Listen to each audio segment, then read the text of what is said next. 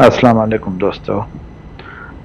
दोस्तों हिते आऊं आहियां इंडोनेशिया में जकार्ता में हींअर। ऐं हफ़्तो खनि थी वियो मूंखे हिते आहे, पर कमनि कारनि में बिज़ी हुजण जे करे पब्लिक ट्रांसपोर्ट कोन यूज़ कई।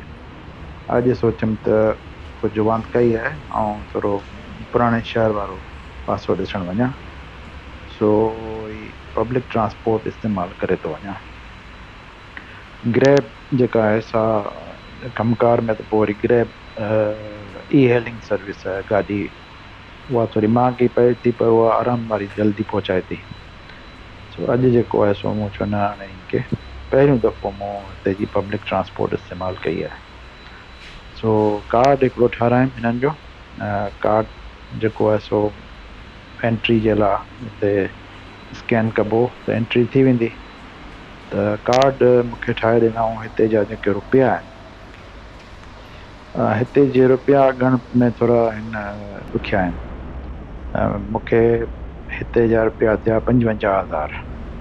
उन में उहो कार्ड मिलियो ऐं इन में 35,000 रुपया जेको आहे सो कार्ड जी क़ीमत हुई ऐं बैलेंस उन में जेको आहे सो 20,000 जो।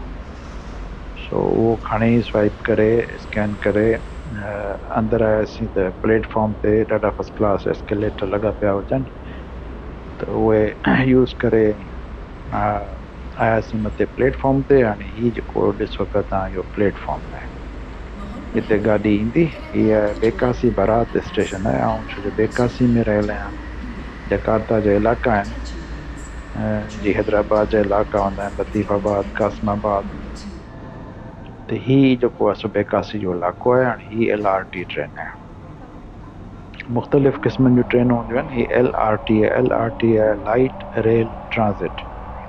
ॿी जेका जी आहे उहा MRT आहे ऐं टी हिन जी HSR आहे, हाई स्पीड रेलवे। सो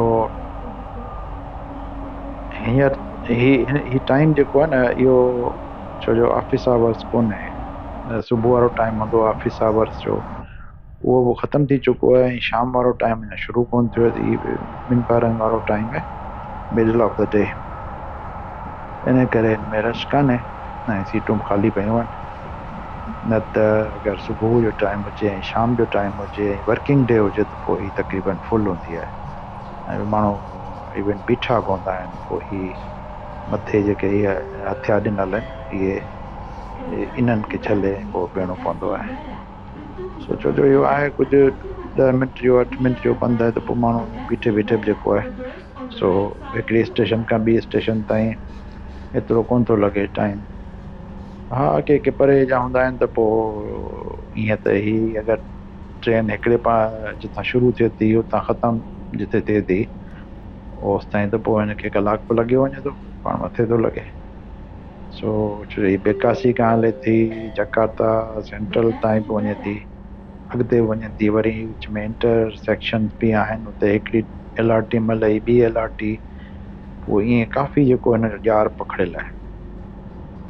ही वॾो ॼार आहे हिन जो, वॾी सिस्टम आहे ही। सिंगापुर में त LRT कान्हे, हुते MRT आहे, मास रेल ट्रांज़िट चवंदा आहिनि हुनखे। हिते बि आहे जकार्ता में हिकिड़ी लाइन आहे MRT जी, मेन जेका आहे। बाक़ी ॿी जेका असां LRT आहे। कुआलालंपुर में बि MRT आहे, MRT जी लाइन बि आहे ऐं LRT बि जेका आहे सा आहे हुते। पर उते वरी कुआलालंपुर जी LRT खां ही LRT जो सिस्टम वधीक बहितर आहे। ऐं मूं तो दुबई वारी मेट्रो बि ॾिठी आहे ऐं यूरोप जूं ट्रेनूं ॾिठियूं अथनि, पेरिस मेट्रो बि ॾिठी आहे, काफ़ी मूं ॾिठियूं आहिनि। पर ही वधीक मूंखे सुठी पई लॻे LRT जी, इंडोनेशिया वारी। हिन जो सिस्टम तमामु बहितरीनु ठहियल आहे, फर्स्ट क्लास आहे, आराम सां सफ़र थिए थो, कन्वीनियंट। कार्ड स्वाइप कयो, एंटर थियो, वरियो माण्हू लही। हाणे ॾाढा एलिवेटर स्टेशन बि तमामु फर्स्ट क्लास ठहियल आहिनि ऐं इलाही स्टेशन्स आहिनि हिते जकार्ता में। तमामु सुठो सिस्टम आहे।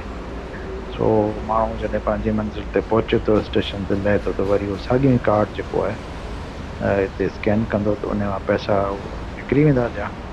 ऐं माण्हू जेको आहे सो स्टेशन खां पोइ भले एग्ज़िट करे ॿाहिरि हलियो वञे थो, या कार्ड स्वाइप कबो ऐं स्कैन करे माण्हू निकिरी हलियो वञे थो। त इहो हो सफ़र जेको मूं कयो हो अॼु, त मूं चयो तव्हांखे इनजी जेका कुझु मूं क्लिप्स भरिया हुआ से हाणे वरी तव्हांखे ॾे जोड़े करे ऐं हिते तव्हांखे उहो ॾेखारिया था। ठीकु आहे, सिधा ऐं गॾु।